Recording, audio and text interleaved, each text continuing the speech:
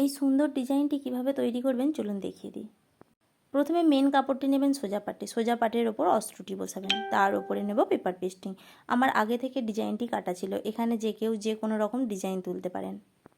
আমি ঢেউ খেলানো ডিজাইনটি তুলেছি। তারপর কাটিংয়ের ওপর দিয়ে 2 সুত ছাড় রেখে সুন্দর করে সেলাই দিয়ে আসবো। যেমনি করে ঠিক আমার কাটিংটি করা আছে ঠিক তেমনি করে সেলাই করে করে আসবো। ভিডিওটি পরবর্তী সময় দেখে দেখে করার জন্য টাইমলাইনে শেয়ার দিয়ে রাখবেন।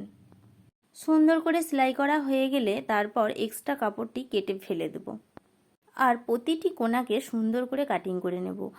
এমনইভাবে কাটিং করব যেন সেলাই করা সুতোটি না কেটে যায়। ভিডিওটি একটু শেয়ার করে নতুন বন্ধুদের দেখার সুযোগ করে দেবেন। ভিডিওটি যদি ভালো লাগে একটি লাইক করে আপনার মূল্যবান মতামতটি জানিয়ে যাবেন।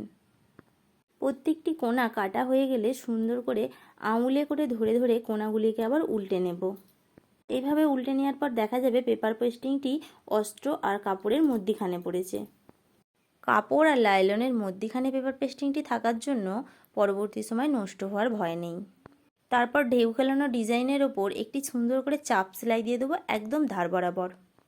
তাহলেই ডিজাইনটি রেডি হয়ে যাবে। হাতায় বা পিঠে যে কোনো জায়গায় ডিজাইনটি তুলতে পারেন। আজ ভিডিওটি এই পর্যন্তই, দেখা হবে অন্য কোনো এক ভিডিওয়।